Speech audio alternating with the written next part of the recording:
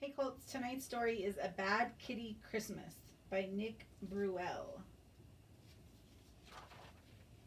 'Twas the night before Christmas, and all through the city not a creature was stirring. Blam, crash, kaboom! Except for Bad Kitty. A Bad Kitty Christmas. How did she get here, you may ask yourself?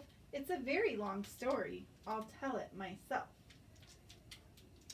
First thing this morning, I woke to a clatter. I ran down the stairs and asked, "What's the matter?" That's when I found Kitty in the midst of her caper. She'd torn through the gifts and was covered in paper. The angel was ambushed, the books were all bumped, the cards were all crushed, the drums were all dumped. The eggnog was ended, the fruitcake was flung, the gifts were all gutted, the holly unhung. The icicles injured, the jingle bells jumped, Kris Kringle was kicked, the lights were all lumped. The manger was mauled, the nutcracker nailed, the ornaments ousted, the poinsettia pilled. The quiet was quashed, the ribbons ripped up, the star was sent swirling, the tree was tripped up. The unicorn uglied, Vixen was vexed, the wreath looked just wretched, the xylophone X'd. Our Yuletide looked yucky, my zeal had been zapped, when I had found Kitty in shreds where she napped. Oh Kitty, bad Kitty, I'm filled with distress, you've ruined our Christmas, just look at this mess. All of these presents, these were for you, why did you do it? And Kitty said, meow. Though there were presents and bundles and boxes galore, Kitty was angry, she wanted more. She wanted an ape and a bear and a cormorant dish, a duck and an eagle baked with a fish, a gecko, a horse, an ibis, a jackal, a kiwi and a lion, and a soup with a mackerel, a narwhal, an owl, and a penguin on rye, a quetzal, a rabbit, and a seahorse in pie, a toad, an urchin, a vole and a whale, an exorus and yak, fried with zebra tail. That does it, I've had it, just look at this place. I don't care if you're mad, Kitty, you're a disgrace. I've never known someone so selfish and greedy. 'Tis the season, you know, to give to the needy. I better start cleaning. What will you do? Do you feel like helping me? And Kitty said, meow. She was still miffed when we packed up to go on an afternoon trip in the Christmas Eve snow. As we left for the city to see Uncle Maury, the window was open and she left in a hurry. Oh Kitty, dear Kitty, don't go, you must stay, we shouted and cried as she ran away. But still she abandoned us right there and then. We thought that we'd never see Kitty again. And it says, oh no, not puppy too, come back, come back. 'Twas the night before Christmas, and out on the street I saw a little black cat with wet feet. She sat in an alley, a path dark and scary. She didn't look jolly, she didn't look merry. She looked so alone as she sat there and pondered, as if she was lost and unsure where she'd wandered. And then she began to meow and to bellow. She cried for a while until I said, meow! Hello. What do we have here, a little black cat? Don't you have a home? Let's look into that. You can see the dog down there too. There, little cat. It'll all be all right. You shouldn't be out on this cold wintry night. I'll take you upstairs to dry off your fur. Would you like some food? And this kitty said, purr. Now my home's a bit empty, why it's practically bare, but I still have a little and I'm happy to share. I grabbed a clean towel to dry off her back and set down a plate with a small tasty snack. Do you like this old tree? The one on the shelf? Did you know I adorned it all by myself? You won't see any tinsel, not even one light. It only has photos. They're all black and white.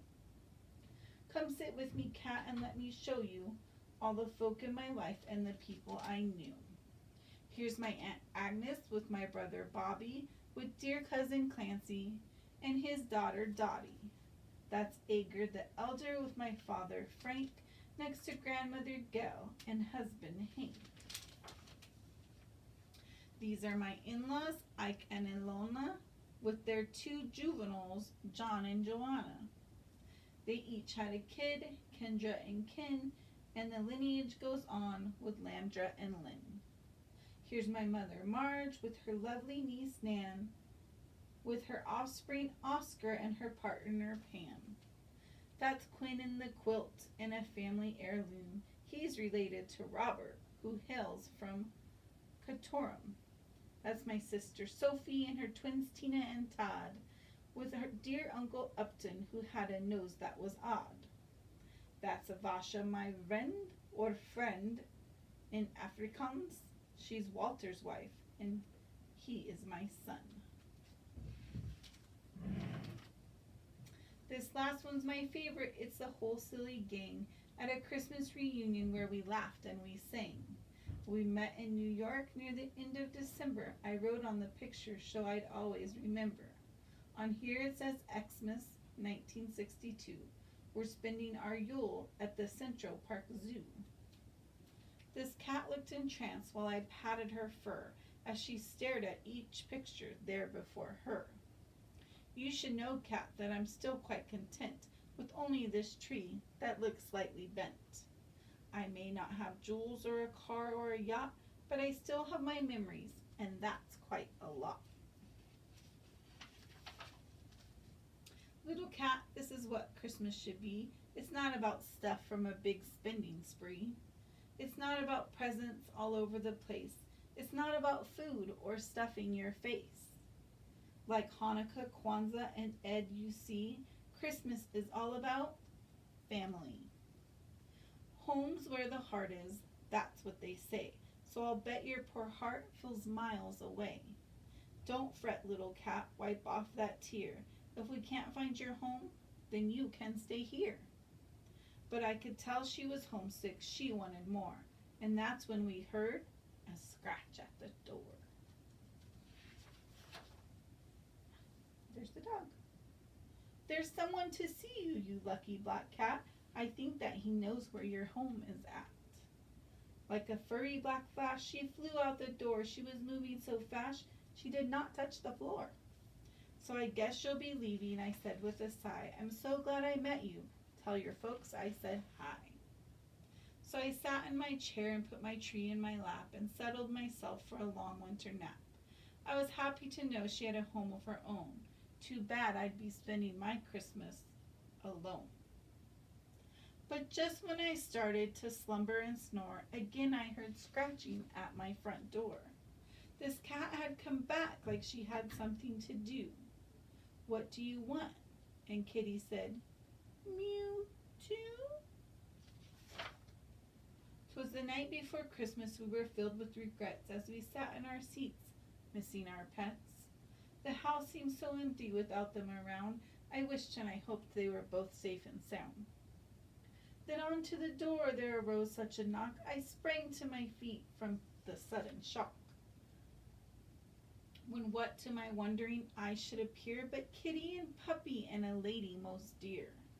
They're home, Christmas is saved. Welcome home, Kitty, I hope you behave. And thank you, dear lady, for bringing them back. I hope you'll stay for a late Christmas snack. And she did, don't you know? In fact, she moved in.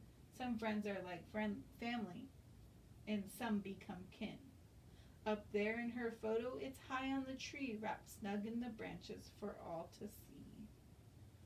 So Kitty is home now. I think that she'll stay. She's gone off to bed to end this long day. The story is over now that everything's right. Merry Christmas to all. And to all a good night.